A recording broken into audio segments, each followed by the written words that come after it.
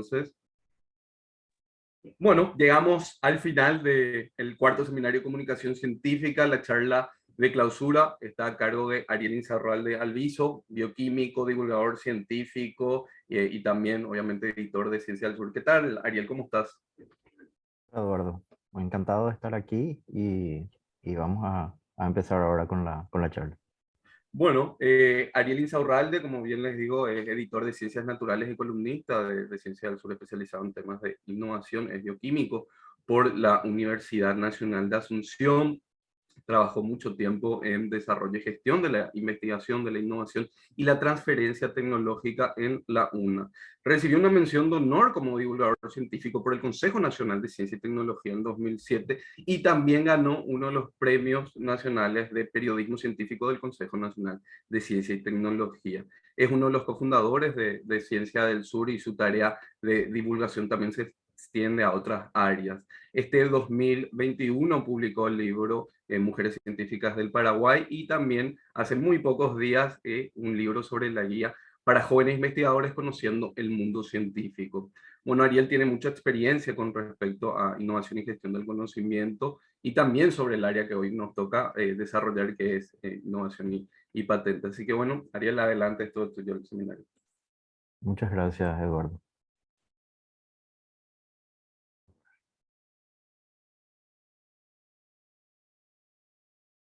Se ve bien en pantalla, ¿verdad?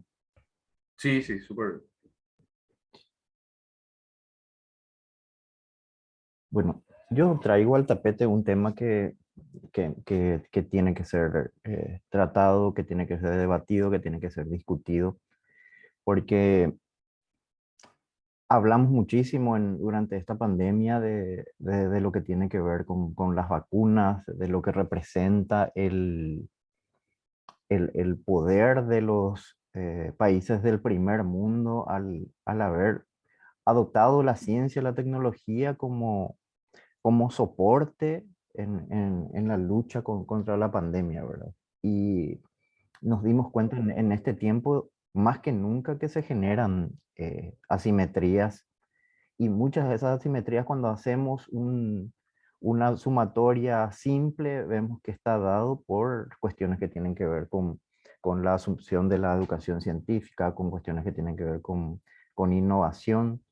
Entonces, cuando Eduardo me preguntó qué podía hablar acerca de temas que me atañen, que son últimamente innovación y transferencia tecnológica, eh, les dije que hablemos de lo que es la innovación y patentes durante la pandemia, ¿verdad? Porque si nosotros nos fijamos nuestros números y nuestros indicadores, Prociencia en Paraguay hizo que salten nuestros números en publicaciones científicas en los últimos años, pero si nos fijamos en los indicadores que tienen que ver con innovación, que tienen que ver con patentes, Paraguay no dio ningún tipo de salto, la curva sigue siendo plana, ¿verdad? Entonces algo está fallando, porque al fin y al cabo la innovación es la puesta en impacto de lo que se financia en investigación científica, ¿no? Por lo menos aquello apropiable de lo que se trabaja en ciencia, ¿verdad? Por favor, interrúmpame en el momento que quieran y sería muy interesante que esto sea muy dinámico también, ¿verdad? Para no aburrirnos.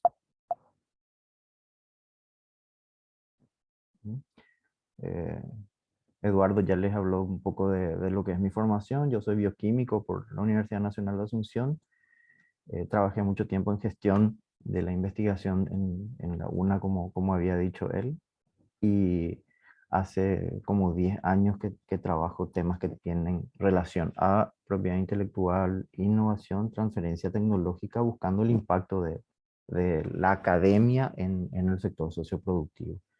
Ahora vamos a estar hablando un poquito de lo que son conceptos, porque una de las falencias muy grandes que notamos, al menos nosotros, es que hay una carencia de conceptualización primero como para poder hacer operativas ciertas cuestiones que son necesarias. Y en cuanto a eso es muy importante entender qué es la innovación, qué es la transferencia tecnológica, porque muchas de las cuestiones que ahora eh, culpamos a la no liberación de patentes, por ejemplo, o a cuestiones parecidas, en realidad están más vinculadas a las capacidades de gestión de la transferencia tecnológica o a los recursos humanos. También hemos hablado un poco de la importancia de estas redes de cooperación que se dan a esa vinculación casi inexistente en nuestro país entre la academia y lo que es la empresa, la industria, la sociedad. La necesidad de fortalecer las unidades de interfaz. ¿Sí? Y vamos a hablar un poco también del caso de vacunas y pandemias. ¿Sí?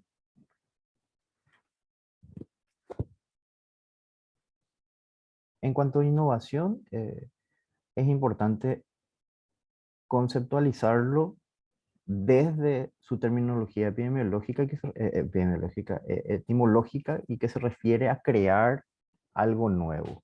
¿Sí? Viene de esa palabra, está formado por el prefijo in, que es de estar en, y por concepto que es nuevo. Entonces, ¿qué significa algo nuevo? Hacer algo nuevo. Entonces, desde un término simple, digamos, innovar en algo es hacer simplemente algo nuevo en teoría, desde el uso coloquial. Pero a nosotros, ¿qué concepto de innovación es lo que nos interesa?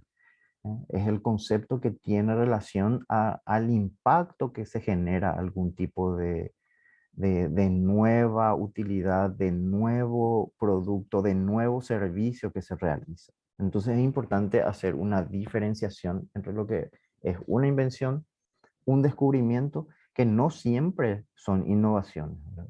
Una invención es la creación de un objeto o producto, teoría o proceso que implica siempre la alteración de determinada materia o materiales. Entonces, esa es la definición de invención. En cuanto a un descubrimiento, es la observación novedosa u original de algún aspecto de la realidad, normalmente un fenómeno natural. Es el hallazgo, encuentro o manifestación de lo que estaba oculto, por ejemplo. Entonces nosotros decimos, se descubrió una nueva eh, vía metabólica o se descubrió un nuevo proceso.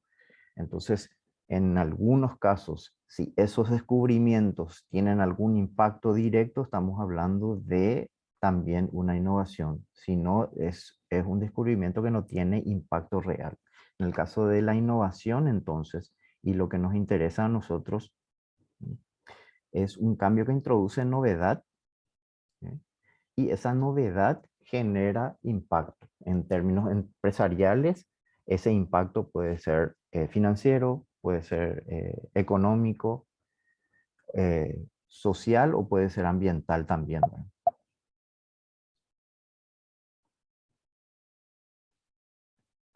Entonces, en cuanto a la teoría de esto, es importante entender desde los procesos del mercado y al que se le conoce como el profeta de la innovación, es Joseph Schumpeter, ¿verdad? Que estudió mucho lo que implica introducir un producto, un proceso nuevo al mercado y cómo se desarrolla eso. También estudió mucho lo que tiene relación con la destrucción creativa, que es la introducción de un nuevo proceso y que lleva a veces a la bancarrota a otro ya existente, como el caso de Blockbuster y Netflix. No quiero detenerme mucho en eso, pero si requieren algún tipo de explicación, me preguntan.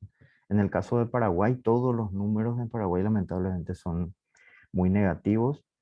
Eh, la conclusión desde los relevamientos de investigación e innovación en Paraguay es que el país tiene tres defectos muy importantes que hacen que esté muy relegado en temas de innovación. Y uno es desde el punto de vista de la gerencial, ¿sí? Y de la institucionalidad y política de las entidades que hacen investigación o innovación. El otro desde el punto de vista de la reglamentación también, que es deficiente. Y lo tercero desde el punto de vista de los recursos humanos que también tenemos que trabajar más.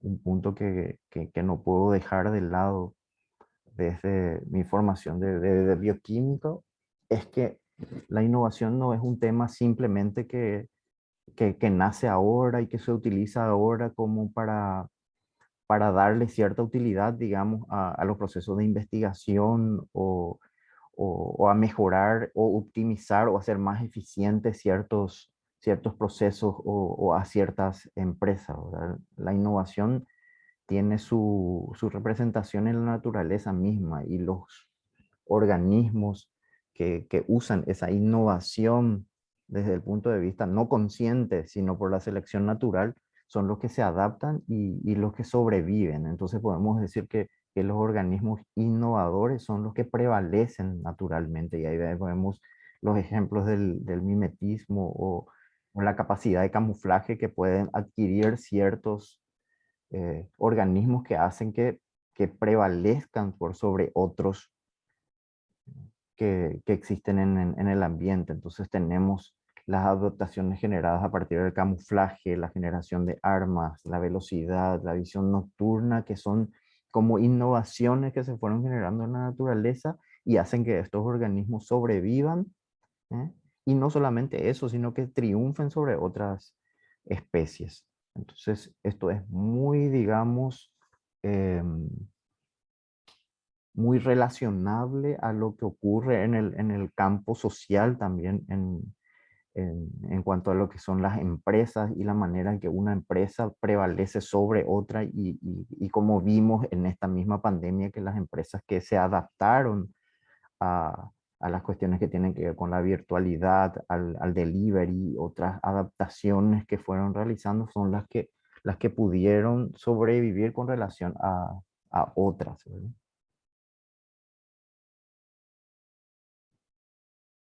Acá vemos otros ejemplos en la naturaleza también, que son adaptaciones que hacen que estas especies, o que las especies sean más eficientes y puedan sobrevivir y persistir por encima de otras. Bueno, el siguiente concepto que me gustaría traer a colación es la transferencia tecnológica. O sea, y ahora con la cuestión de las vacunas, más que nunca la transferencia tecnológica fue importante. Entonces, vamos a entender un poquito a qué se refiere esto. Nosotros hablamos normalmente de lo que es la transferencia de conocimiento y de manera también muy coloquial es la forma en que uno expresa un know-how, un cómo se hace algo, una manera de realizar una cuestión y la otra persona aprende, ¿verdad? En las escuelas, la profesora le hace transferencia de conocimientos a los alumnos, por ejemplo, en cuanto tiene la escritura o los conocimientos generales que se van aprendiendo en la academia. Pero a nosotros, particularmente desde la innovación, lo que nos interesa es la transferencia tecnológica desde el punto de vista formal, ¿sí?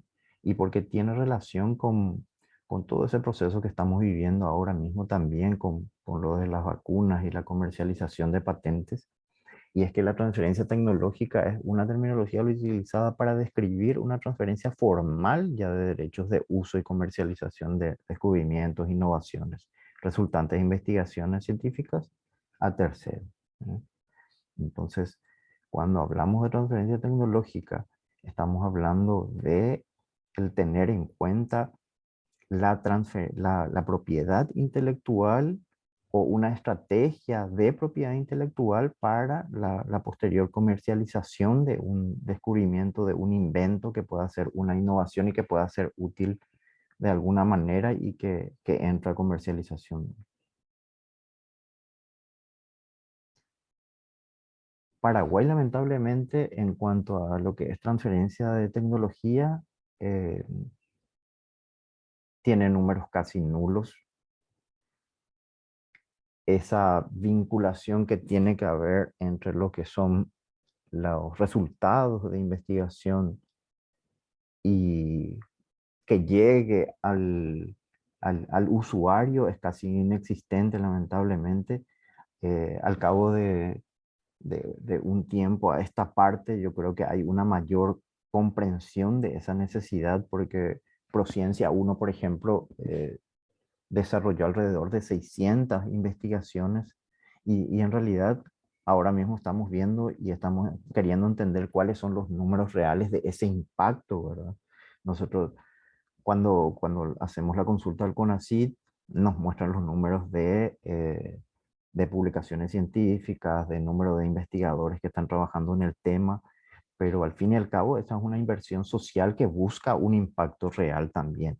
Entonces, probablemente esta Prociencia uno sirvió para hacer los cimientos de lo que es la ciencia en Paraguay desde el punto de vista formal, pero ahora con Prociencia 2 ya vamos a ser mucho más exigentes en cuanto a lo que es el impacto que va a tener eso, ¿no?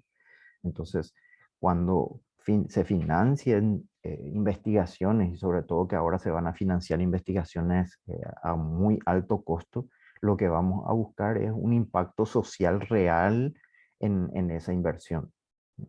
Y van a haber indicadores muy claros que tenemos que entender desde el punto de vista de la innovación, desde la investigación científica y sobre todo desde las necesidades sociales para poder, digamos, eh, validar eso y poder decir si esta inversión fue y tuvo éxito, ¿verdad?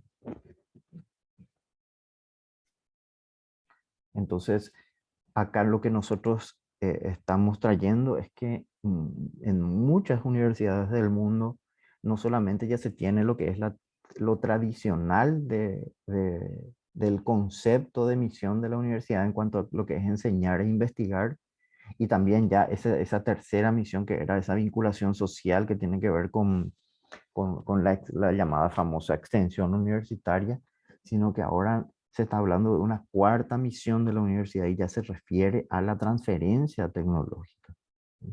Entonces, establecer como cuarta misión la transferencia tecnológica es muy importante como para hacer entender de que todo lo que se financia, todo lo que se invierte en ciencia, al menos de lo apropiable de esas investigaciones, deberían generarse algún tipo de transferencia tecnológica que pueda ser eficiente y óptima, ¿verdad?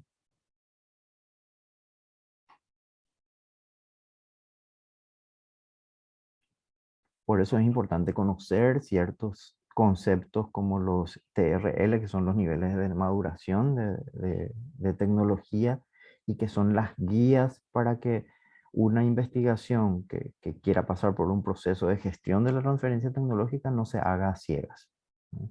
Entonces, en la NASA se generó todo un sistema por el cual se evalúan las tecnologías, se evalúan los emprendimientos, se evalúan los procesos para ver con qué, digamos, nivel de madurez se encuentra y de acuerdo a eso se va avanzando en un proceso de transferencia de tecnología.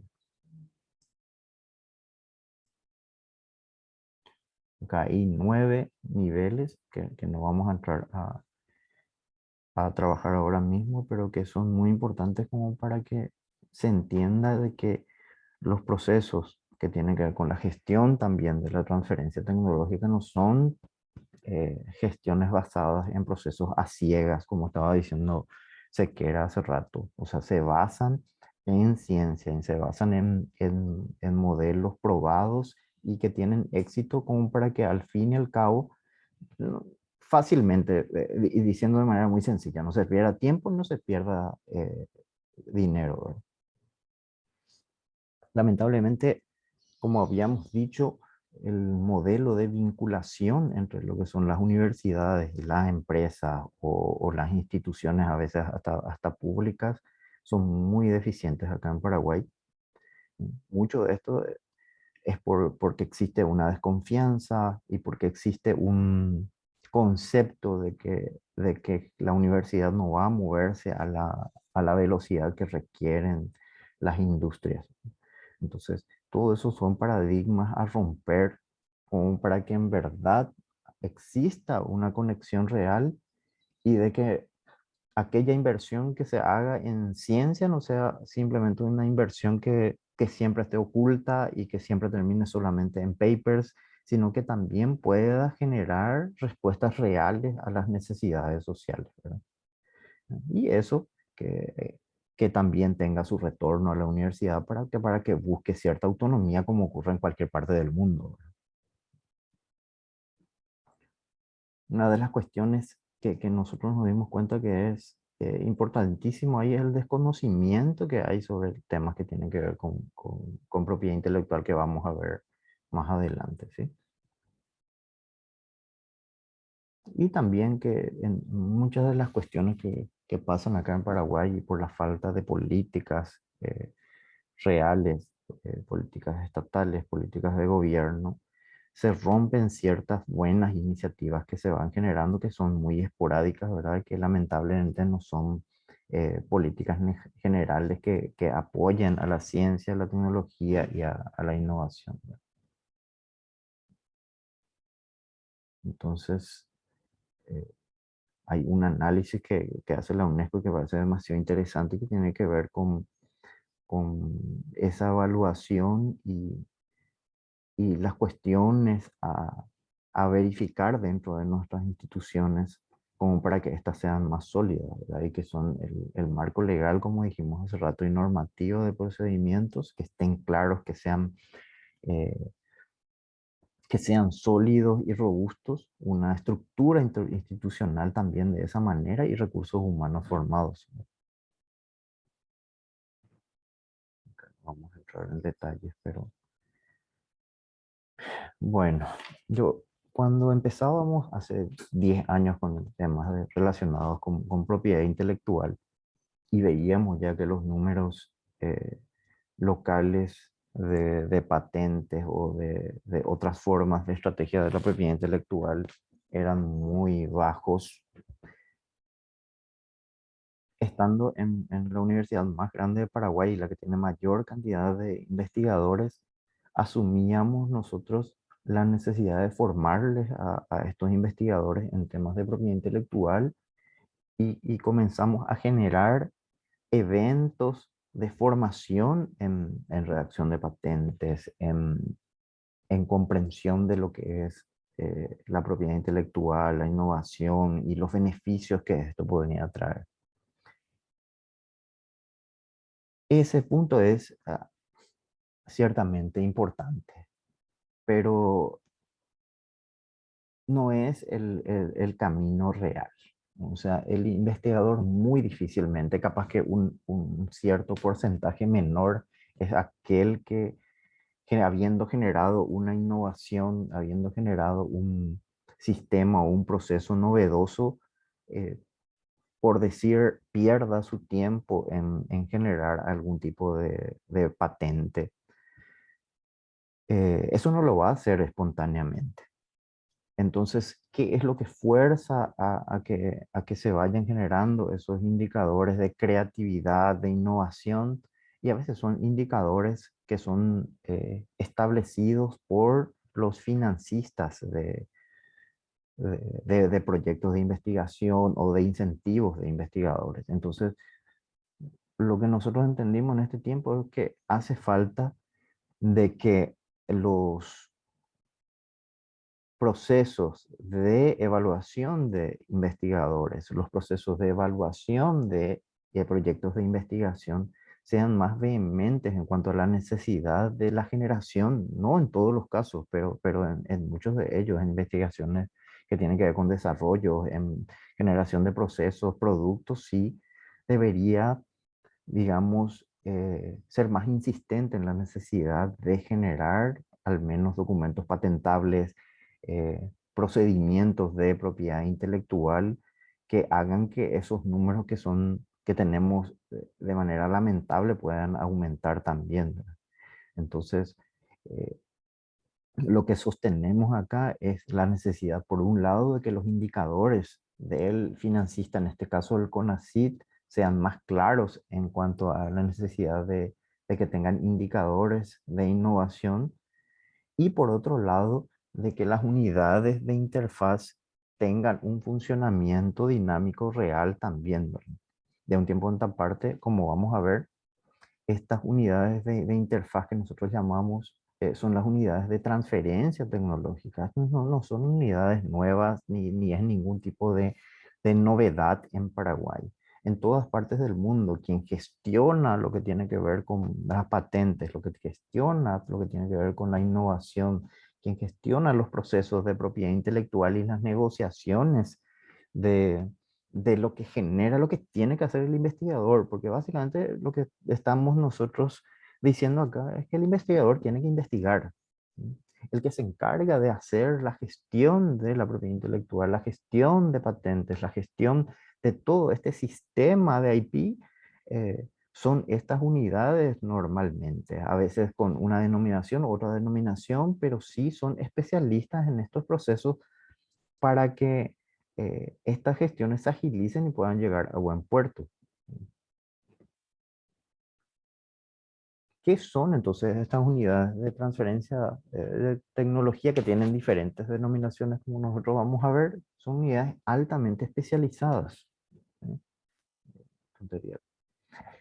Son altamente especializadas en cuestiones que tienen que ver con propiedad intelectual, generación de contratos, eh, negociación, marketing, ¿no?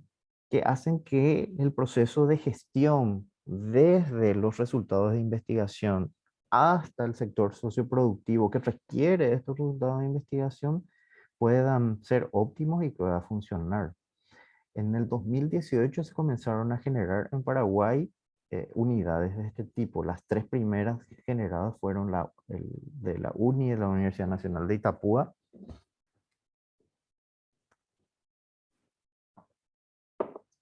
la unidad de transferencia del IPTA y de la UNA, con una inversión bastante interesante como para poder, en primer término, generar la estructura, en segundo término, formar a los componentes de estas unidades y en tercer término, acompañar proyectos que tienen que ver con la transferencia de tecnología.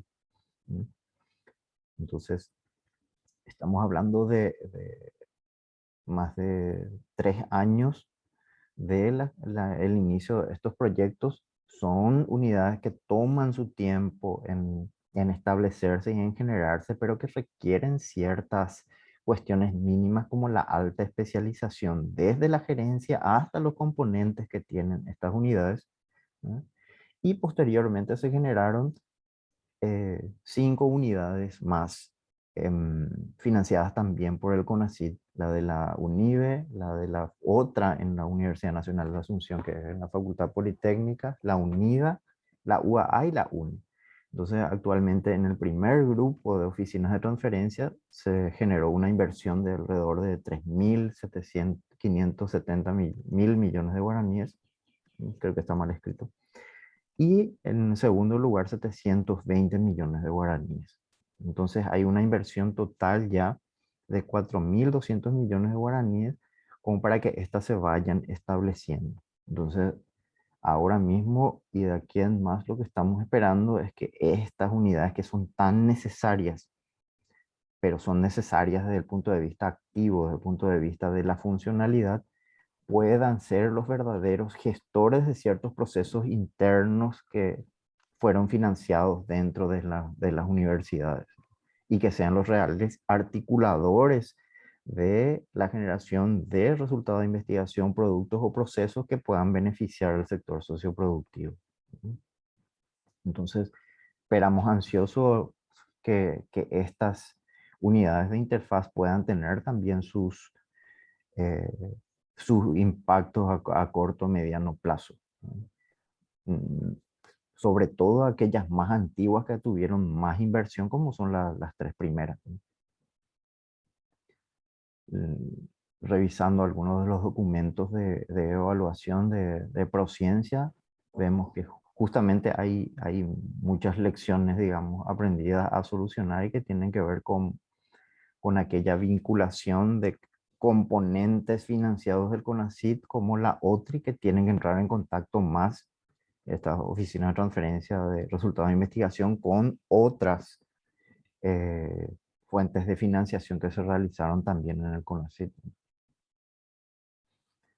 Y para volver a recalcar, o sea, esto no es un invento local, es una necesidad real, la de la funcionalidad de la incorporación de la transferencia de tecnología y de estas unidades.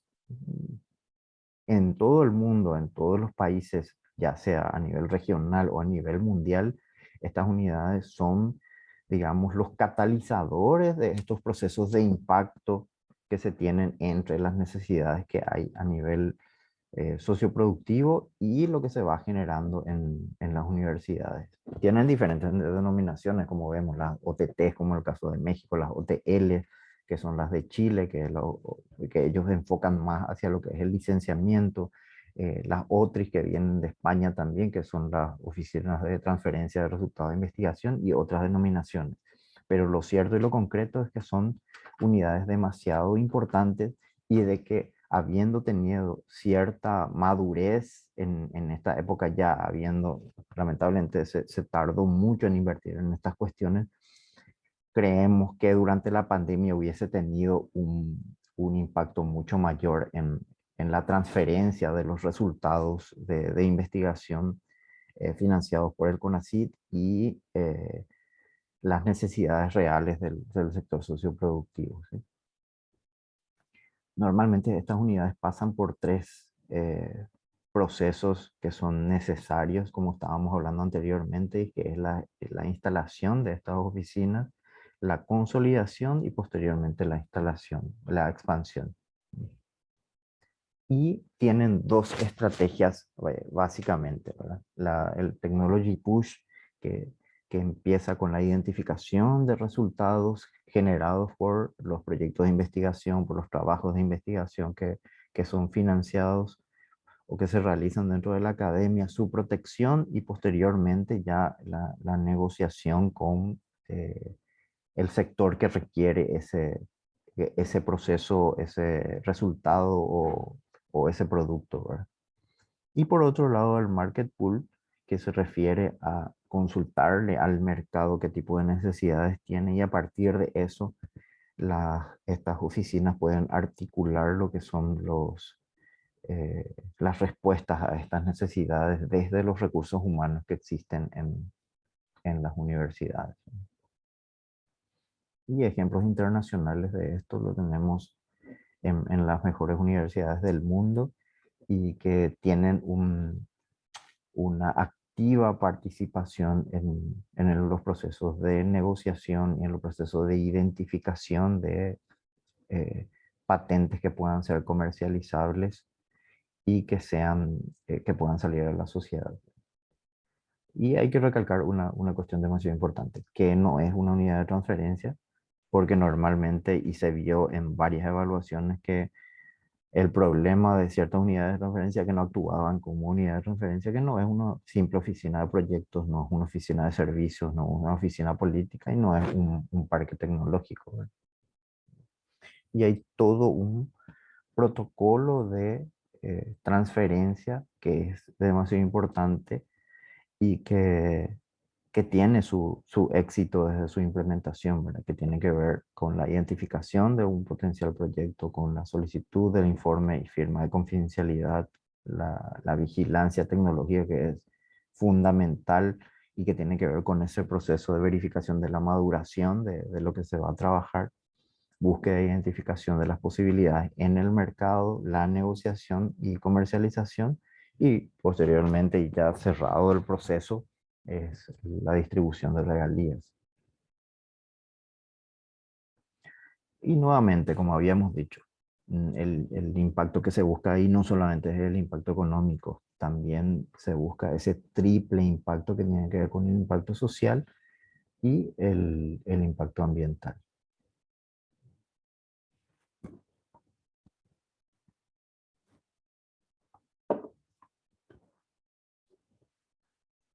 Bueno, eh, ten- para dar una idea de la importancia de esto, traigo el ejemplo del método de recombinación del ADN.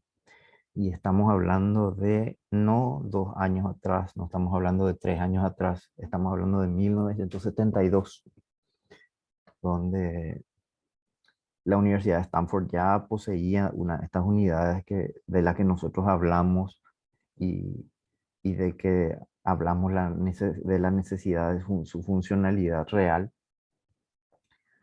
El doctor Cohen, profesor de la Universidad de Stanford, y Boyer, de California, se habían encontrado en la conferencia de Hawaii del 72. La conferencia era sobre plásmidos bacterianos Cohen había desarrollado un método para introducir estos plásmidos que son de DNA, ADN desnudos y que llevan genes de resistencia a antibióticos en ciertas bacterias, así como el método también para aislar y clonar los genes transportados por los plásmidos.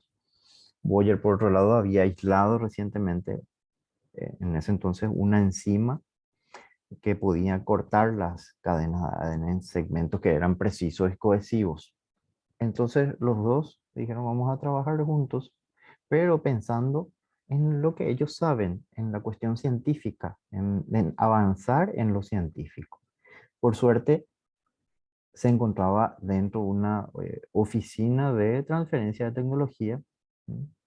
Donde el doctor Niels Reimer, que era creador del programa de comercialización de tecnología en 1970, jugó un papel demasiado importante. Él insistió en la necesidad de patentar en ese entonces el trabajo. Con tanta insistencia y con tanto apoyo logró, digamos, que pueda patentarse esa tecnología. Eso concluyó con 462 empresas de biotecnología para la generación sobre todo para la generación de proteínas recombinantes, porque estamos hablando de que en ese entonces para obtención de insulina tenían que sacrificarse sobre todo cerdos, extraer páncreas y, y extraer insulina ahí en cantidades muy menores, digamos, y era de una forma muy poco eficiente de obtener esa proteína y con esta nueva tecnología eh, daba pie a generar muchas otras proteínas recombinantes además y se crearon un montón de empresas y las ganancias fueron infernales, ¿verdad? Asimismo, con la transferencia tecnológica se da ingreso a muchísimas universidades, no solamente americanas, sino europeas también y españolas. ¿Y a quién le interesa? Y acá, de algún tiempo esta parte, con las Open OTRI, con algunas conferencias que se fueron generando, se abrió la necesidad de hablar del tema y la necesidad de incorporarla a la academia. Y yo creo que hay ya más conciencia y hay un trabajo ya hecho de aquí en adelante como para que nosotros no perdamos el tren y podamos en realidad estar a la altura de otros países que sí incorporan ese proceso de gestión de de manera formal.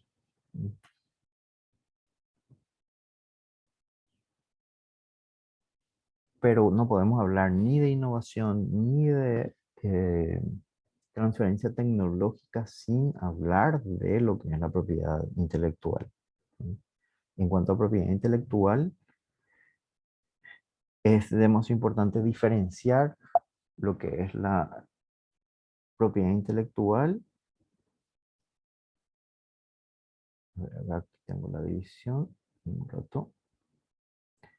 La división en propiedad industrial y en derechos de autor, ¿sí? La propiedad industrial, estamos hablando de patentes, las marcas, los diseños industriales, las indicaciones geográficas y derechos de autor son todas las demás, las obras literarias, las películas, en nuestro país los software también se protegen por medio de derechos de autor, ¿sí?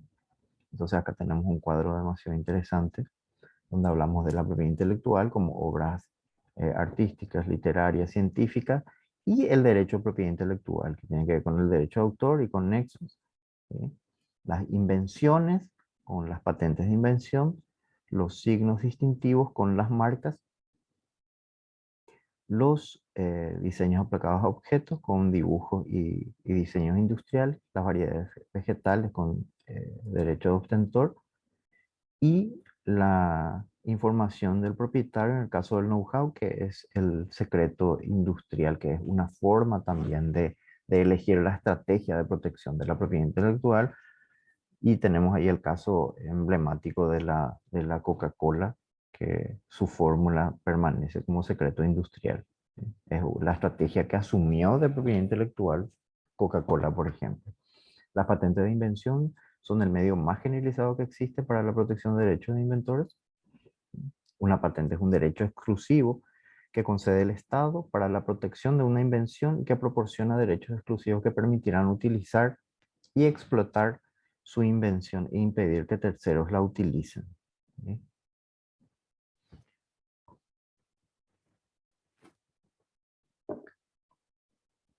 ¿Qué es lo que acá nos da una patente? La patente nos da la exclusividad, da en un entorno de temporalidad y en territorialidad.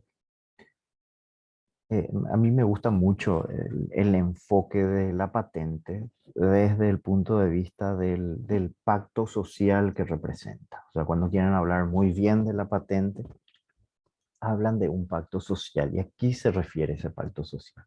El pacto social dice lo siguiente, que la patente es la concesión de un derecho de monopolio a una persona por un periodo de tiempo, ¿sí? Y en un territorio dado durante 20 años para que él pueda comercializar todo lo que quiera en ese periodo de tiempo con la protección que le da el Estado.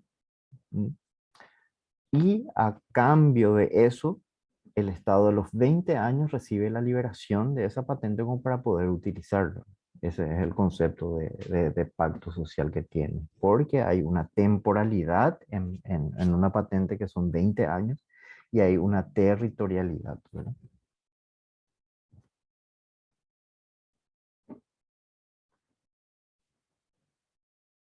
Para entender, para patentar se requieren básicamente tres cuestiones a considerar. La novedad a nivel mundial, ¿qué quiere decir eso? Que en el estado de la técnica, uno entra a las bases de datos de patentes o busca en revistas científicas también, pero sobre todo en bases de datos de patentes que muchas de ellas son libres, como la USPTO o la de la OMPI, y ve el estado en que se encuentra la tecnología que uno cree que pueda patentar.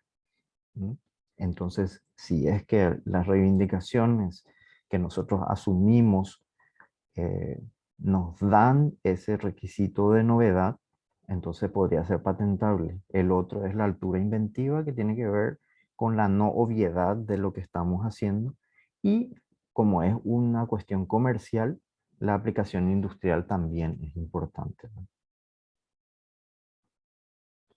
Y tenemos ejemplos de innovaciones muy interesantes desde la academia, como el caso de Google, el caso de la PCR, la reacción en cadena de la polimerasa en el 83, o Gatorade también, que partieron desde la academia, la empresa. Acá tenemos un caso de un prototipo que tenemos nosotros en nuestra empresa también. Y acá en Paraguay, la encargada de estos procesos o de llevar a cabo ágilmente lo que tiene que ver con patentar o con otras estrategias de propiedad intelectual es la DINAPI, que es la Dirección Nacional de Propiedad Intelectual. Entonces, el patentar es un medio o un fin, porque esa es la famosa crítica. No podemos poner como indicador la patente, porque la patente en sí, ¿de qué sirve? Es hasta debatible, pero sí, la protección es en realidad un medio, porque patentar lleva sus costos. Los costos asociados a la protección solo se justifican en el contexto de una estrategia real de comercialización, ¿sí? Pero si no tenemos ninguna patente, es mucho menos probable que podamos comercializar algo. O sea, cuando estamos hablando de Yizun, por ejemplo, eh, la Oficina de Transferencia Tecnológica de la Universidad Hebraica, ellos tienen 10.000 patentes. No, no quiere decir que las 10.000 patentes comercializan, pero mientras más patentes tengan, tus indicadores de innovación te dicen que muchas de ellas sí podrían tener éxito en el mercado y podrías comercializar, pero si no tenés patentes, estás dando la señal de que probablemente no seas creativo y no tengas innovación en lo que estás haciendo. Bueno, ¿y por qué transferir resultados de investigación? Porque es la forma de impactar en la de calidad de vida de las personas. Eso es uno de los fines por los cuales se financia la investigación científica, ¿verdad? No quiere decir que todo se financie investigación que pueda impactar directamente a personas. También se financian investigaciones básicas, pero algunas de ellas sí deberían impactar en la sociedad, ¿no? Bueno, ¿qué se transfiere? Todo tipo de resultado de investigación que sea, y este es el término clave, apropiable y que pueda ser transferido, ¿eh? Esa es la diferenciación que nosotros hacemos. Bueno, ¿y qué mecanismos de transferencia existen? La prestación de servicios, la cesión de derechos y el licenciamiento. Y este licenciamiento puede ser a empresas ya consolidadas o puede ser también, y para eso existen estas incubadoras famosas de empresas también, a emprendimientos que generen startups, ¿no? O spin-off también. Bueno, ¿y qué pasa en Paraguay? Acá tenemos gente de la DINAPI y lamentablemente, como estábamos diciendo, los números en Paraguay son lamentables, son muy bajos para un país que tiene 7 millones de habitantes. Los residentes solamente tuvieron esta cantidad de patentes presentadas: 34 en el 2018, 4 en el 2019 y 14 en el 2020. ¿Sí? Y este 34 encima es coincidente probablemente con un taller muy interesante que hubo de generación de patentes abreviadas, y la concesión a residentes en el 2019 solamente uno y en el 2020 dos. Esto nos pone totalmente en la cola de los países que puedan innovar o que puedan generar patentes a nivel hasta regional, ¿no? Y estas son las cuestiones que deberían ir cambiando, ¿verdad? Estos indicadores son los que tenemos que ir mejorando. Sobre todo viendo esto, y que este tiene que ver, esta foto es de lo que va a ser Prociencia 2, ¿sí? El proyecto estima 72 meses y ese volumen de inversión. Y lo que esperamos es que esa inversión también, como habíamos dicho, no solamente impacte en la generación de artículos científicos, sino que también en generación de patentes, generación de innovaciones que puedan repercutir directamente en la calidad de vida de las personas. Una cuestión interesante que vemos en ese proyecto es que la, las oficinas de transferencia tecnológica van a jugar un papel ya mucho más importante, porque en teoría, según el proyecto, ya están incorporados desde el inicio del proceso de presentación del proyecto y todo lo que tiene que ver con la gestión de los proyectos de investigación. Esperemos que en realidad sea así. Y una cosa sí que nos llama un poco de la atención es la meta, ¿verdad? Porque la meta habla de 60, no patentes, no presentación eh, de posibles presentación de patentes, sino que simplemente dice ideas patentables. No sé si esto fue un borrador y luego cambiaron, pero es bastante extraño, ¿no? Ahora, el caso de las vacunas y la pandemia, brevemente, se generó un debate acerca de la liberación de patentes, ¿sí? Pero yo tengo una posición al respecto, ¿verdad? Lo que se propuso es la suspensión o la exención de los derechos de propiedad intelectual, pero al final suena bastante interesante, y habiendo tantas asimetrías entre nuestros países, suena bastante lógico, ¿verdad? Pero cuando nos ponemos a indagar cómo se generan las vacunas, qué necesidades tienen, nos damos cuenta de que hay problemas desde el punto de vista de la inversión del tiempo, la tecnología, la infraestructura y los recursos humanos para eso, que eso sea efectivo, ¿verdad? Porque cuando estamos hablando de estas grandes empresas farmacéuticas, estamos hablando de empresas que tienen al menos 50, 60 años invirtiendo en infraestructura, invirtiendo en tecnología, teniendo los mejores recursos humanos, ¿sí? Con una inversión de riesgo muy grande porque tienen el paraguas y la garantía de las patentes. Entonces, aunque es debatible, son cuestiones que hay que tomar en cuenta a la hora de hablar, porque había una especie de discurso acerca de que si se liberaban las patentes, se iban a generar las vacunas suficientes y íbamos a tener para todo, pero al fin y al cabo hay que acordarse que hay una cuestión muy grande que tiene que ver con infodemia también, que tiene que ver con gente que está muy reactiva y muy atenta a cualquier tipo de pequeño error que pueda haber. Y la calidad que puedan generarse en las vacunas es demasiado importante como para que el sistema también esté sólido. Y esta calidad ahora mismo solo la podríamos tener con estas empresas consolidadas que tienen su experiencia en estos procesos, que tienen la infraestructura de primera como para poder generar las vacunas y que tienen los recursos humanos así también, ¿verdad? Entonces, lo que se hizo durante esta pandemia es utilizar otra estrategia que tenía que ver con el fomento de la colaboración entre empresas farmacéuticas y los laboratorios, o sea, la gestión de la propiedad intelectual dentro de esas empresas fue fundamental y la capacidad de adaptación a cambios también, ¿verdad? Porque nosotros tuvimos el gran problema y hasta hoy es el problema de la distribución de las vacunas, ¿no? Entonces, teníamos un mecanismo que era un mecanismo COVAX que de hecho que no funcionó. Y como estábamos hablando con sequera, nosotros no podemos seguir dándole tiempo ni oportunidad al virus como para que vaya adaptándose y vaya generando mutaciones que puedan ser negativas, ¿verdad? Por selección natural existe cierta tendencia a que exista mayor eh, contagio, pero que eso vaya siendo menos letal, pero también existe una pequeña brecha de que no sea así. Y acá se ve claramente todo esa cooperación que se dio entre estas empresas eh, farmacéuticas.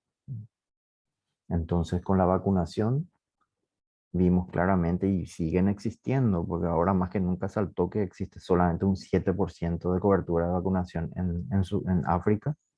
¿Sí? Y eso da pie a que exista mayor posibilidad también de que se vayan generando variantes, ¿no? La cobertura de vacunación es demasiado importante y un factor que no se habla mucho, que tiene que ver con la educación científica también. O sea, muchos de lo que hablan y que se están volviendo ahora con un discurso antivacunas no tienen formación en educación científica y se vio que la educación simplemente no es suficiente, sino una educación científica y una comprensión de lo que es la ciencia como para poder entender estos procesos, ¿verdad? Y tenemos que cortar la, la pandemia y la forma de cortar ahora mismo como herramienta que tenemos son el distanciamiento social, eh, el seguir utilizando eh, ciertos modos higiénicos para evitar el contagio y también la vacuna. Entonces, así evitamos que se vayan generando más variantes, sobre todo de preocupación. Y eso es todo con relación a mi presentación. Estoy a las órdenes, Eduardo, ¿sí? Perfecto. Bueno, ya estamos corto de tiempo, pero igual vamos a tener lugar para algunas preguntas. Ariel, yo quería preguntarte con respecto a este tema. En el caso de Paraguay específicamente, que no tenemos cultura científica, no tenemos alta producción científica, ni siquiera en los últimos años, ¿verdad? Aunque bueno, son alentadores desde el punto de vista del gobierno y de la comunicación institucional del CONACYT, todo lo que hizo. Paraguay no tiene una ciencia, para ser más directo y franco. Entonces, se nos dificultó mucho en esta pandemia, por ejemplo, no solamente acceder a las vacunas, sino acceder a la posibilidad de fabricar vacunas contra la COVID-19. Y nos contó Sequeira hace rato, ¿verdad? En la sesión anterior, que uno de los problemas, porque bueno, el Ministerio de Salud pidió, ¿verdad? Para que los ciudadanos paraguayos pudieran también participar de estas pruebas, de estos ensayos que se hicieron en el 2020. no teníamos suficientes contagios, etcétera. ¿Cómo puede la lección que tiene que aprender Paraguay en este aspecto, tanto de innovación como de transferencia tecnológica, cómo se podría traducir en términos más efectivos, sobre todo para las universidades, ¿verdad? Que son las que tienen la infraestructura necesaria para, por ejemplo, producir ciertas vacunas, ¿verdad? Se necesita mucha inversión, sabemos, pero desde el punto de vista de la innovación y de la transferencia tecnológica, ¿qué se puede aprender? No digo para ahora, ¿verdad? Pero para potenciales otros escenarios similares.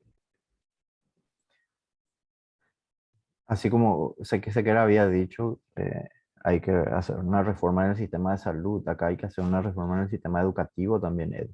Y esto se empieza desde abajo, desde las escuelas, colegios, universidades, porque el sistema entero está mal. O sea, no, y las evidencias son demasiado claras al respecto, ¿verdad? O sea, todos los indicadores acerca de educación en Paraguay dan mal, ¿verdad?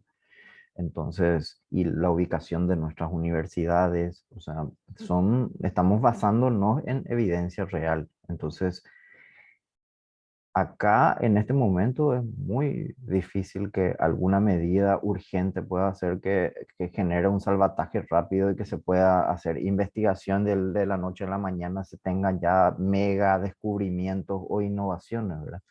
Hay que ir cultivando de vueltas de abajo, pero desde una, yo creo que reforma educativa tendiente a lo científico, Eduardo. Lamentablemente es la única forma que yo veo, porque hay que comenzar a generar también cultura, no solamente científica, sino cultura de la creatividad, cultura de la innovación, porque en los últimos tiempos se está incentivando, digamos, la ciencia acá a nivel local, pero todos los indicadores que les acabo de mostrar de innovación son muy pesimistas en Paraguay y nos ponen en la cola de todo, ¿verdad? Entonces, algo de hecho que está mal y la única solución es reformar todo, me parece. Por último, Ariel, para ir cerrando, porque sabemos que tiene otra actividad también, es una pregunta que le hicimos a todos los profesores y profesoras de este seminario, es ¿cuál es la lección que te deja a nivel personal, pero también como divulgador científico, la pandemia? O sea, la lección que me deja es que al final todos somos Homo sapiens y todos tenemos la misma capacidad de adaptarnos. El problema está en los sistemas y acá a nivel local creo que el problema que estamos teniendo es el sistema. Y reformar la educación, reformar hacia una educación científica, yo creo que generar una cultura científica local puede ser demasiado bueno para un país como el nuestro. Estamos lejos, pero es una expresión de deseo. Perfecto, Ariel. Muchísimas gracias por tu presentación. Dale.